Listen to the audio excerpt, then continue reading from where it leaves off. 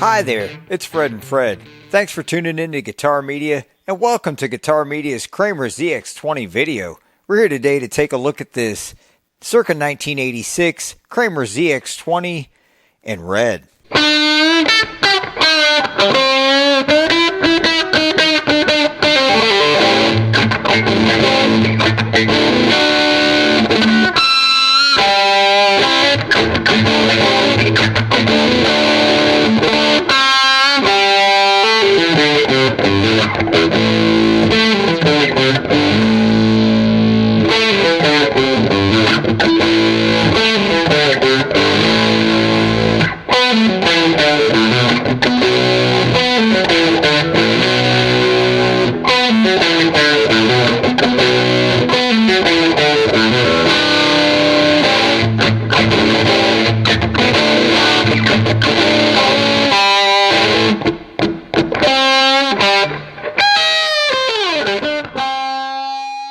The Kramer ZX20 is a vintage electric guitar first introduced in 1986 as part of Kramer's budget-friendly Aerostar series. But before we get too far, please let us know what your favorite 80s guitar is in the comments below.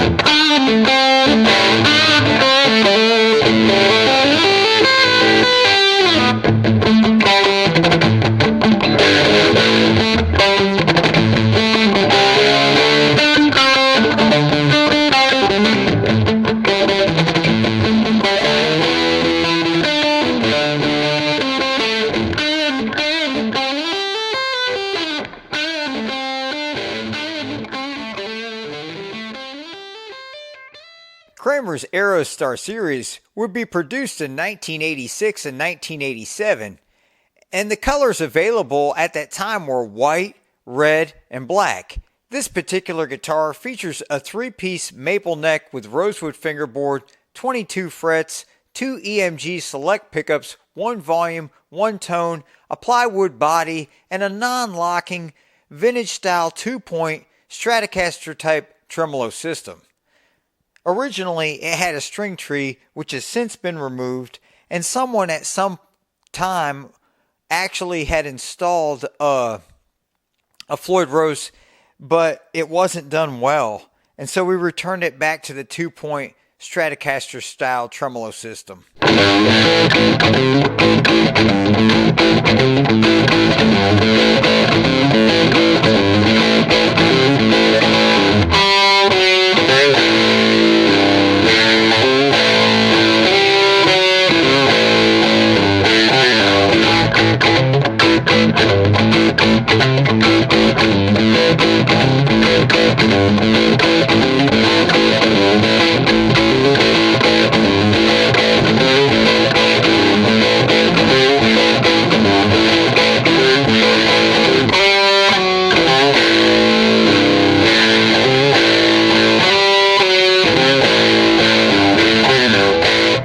This guitar also features what appears to be a really nice set of original ping tuners. Someone has also added strap locks, one of which we were not able to release. This guitar also has a loose pickup selector switch and a loose jack, which are still working just fine. And it's apparently missing its truss rod cover as well. And the pickup rings are also broken, but really, I sort of like this honest vibe. You know, when I see this guitar, it doesn't have the appearance of a reproduction, and it's very much honest and original 80s vintage guitar.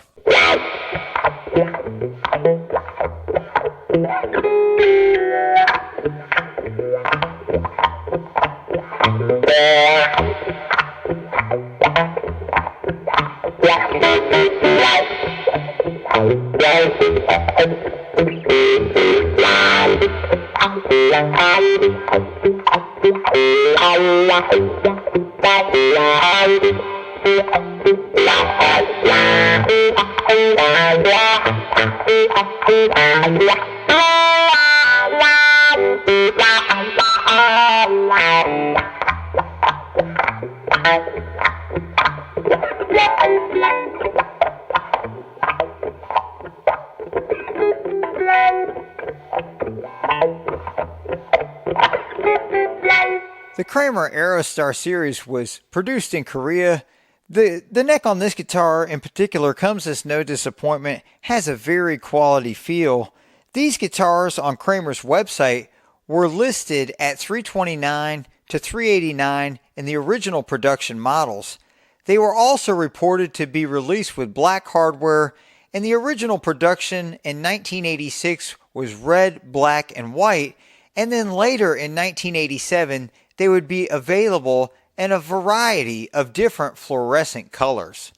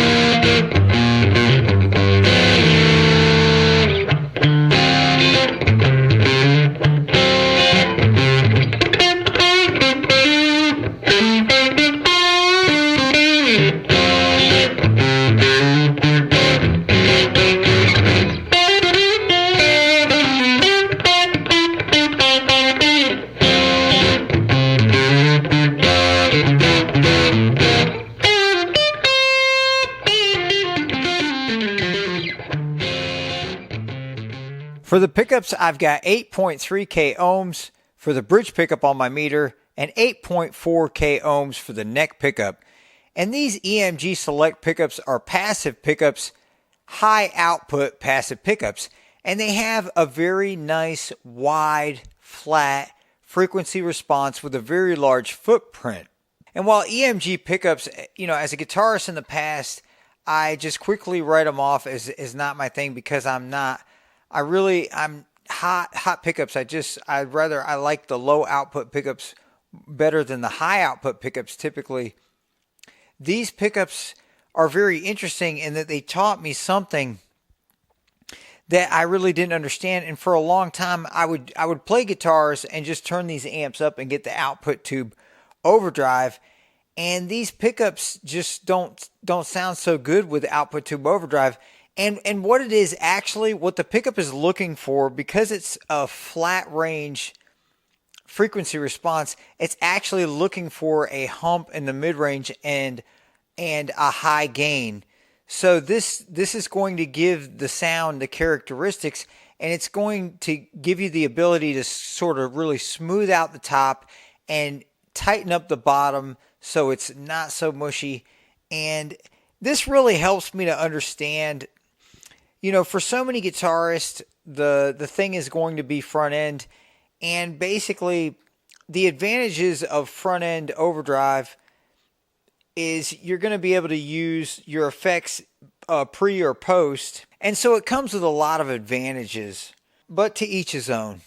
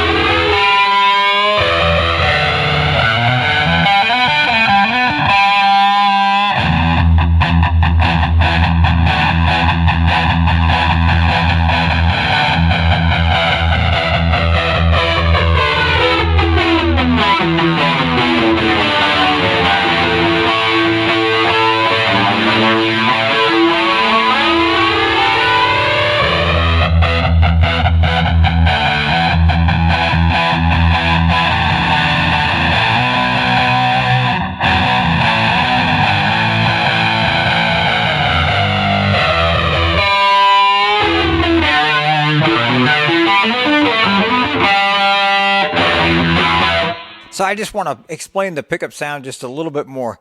These pickups are supposed to be not microphonic, but as with almost all pickups, as we have found by turning these amps up to an unbelievable volume levels, of course, we were fighting against microphonics. And so this is really the battle and the struggle here. With these EMG Select pickups, it's actually because like the 59 Bassman circuit or our Super PA, which is basically the 100-watt version of that circuit, this amp and so many of these amps that we have here that are classic amps are sort of quote-unquote pre-voiced. And so basically what I mean by that is when you crank the amp up, it just does what it does. And while you are able to adjust the frequency somewhat, they are largely and widely set on what they're going to do once you really drive the output tubes hard.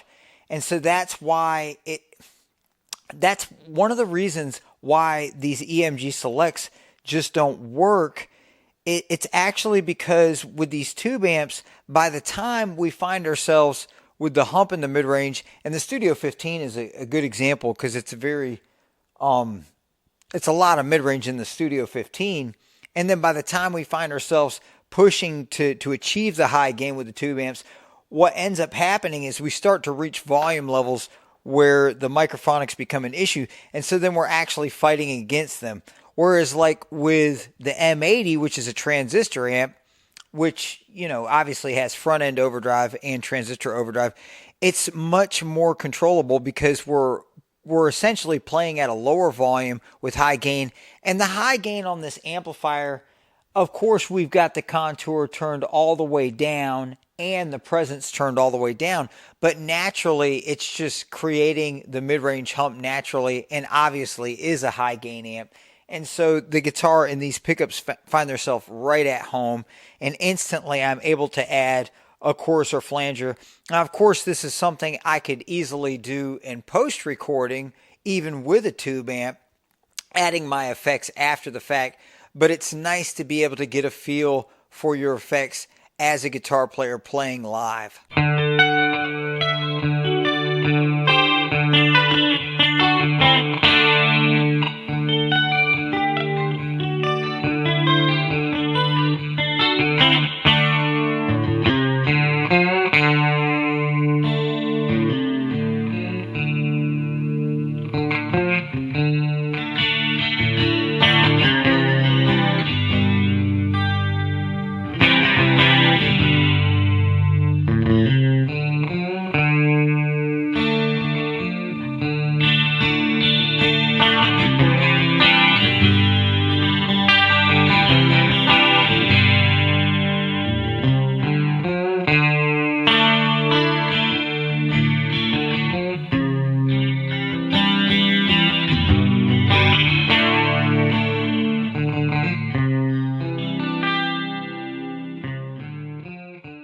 Today we start off plugging this baby straight into the circa 1986 Studio 15 Marshall with all controls on 10. Our speakers are the 1969 Celestion T1217s.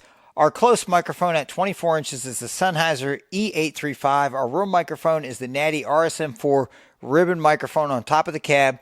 A little later in the video, we jump over to the Marshall Super PA using the same speakers and microphones, and we leave the bass off, we leave the presence on 5, mids on 10, treble on 10, volumes on 10, and jumping the channels. And then a little later in the video, we plug into the Fender 140, and we use all controls on 10 without any of the boost, and the reverb up to about 3. And then we jump over to the M80. And with the M80, we're running the gain about 6.5, and we've got the reverb in between 3 and 5, running the contour all the way down and the presence all the way down, and the volume on about 2, and that's the master volume. So with the M80, we do finally change over to the Sidewinder 15-inch drivers, Celestion drivers, using the same microphones. And then finally, we play the artiste amp directly behind me. It's the 50-watt head version with the Cascade mod, which allows us to really tailor the frequency response. And we find ourselves really trying to eliminate the bass and drive the mid-range and eliminate some of the treble to smooth out the sound and really bring the volume up. And of course, we were fighting against some microphonics.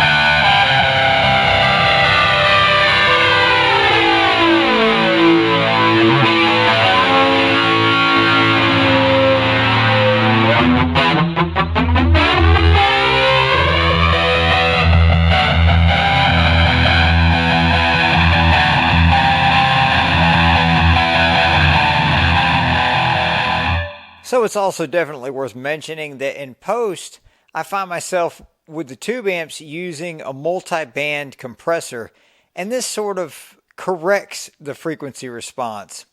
While I find myself not using it with the transistor amp, and it's basically like ready-made. It's got all the compression with the high gain and the frequency response that we need, and even the spring reverb. And so I don't find myself doctoring it up. Now with the clean sound, the clean chorus, that's another thing.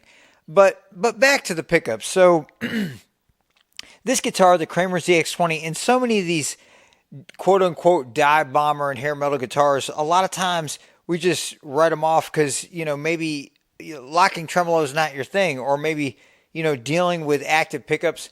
But interesting enough, the conveniency of this model, the ZX20, with the Stratocaster style tremolo and non-locking system, it's very convenient. And then also getting the sound of the EMGs without the active, you're not having to deal with the battery. Once again, very convenient, and just an overall very convenient guitar. One thing I noticed about the guitar that I didn't like is at the nut, it creates a pinch point because of the angle of the high E and the B.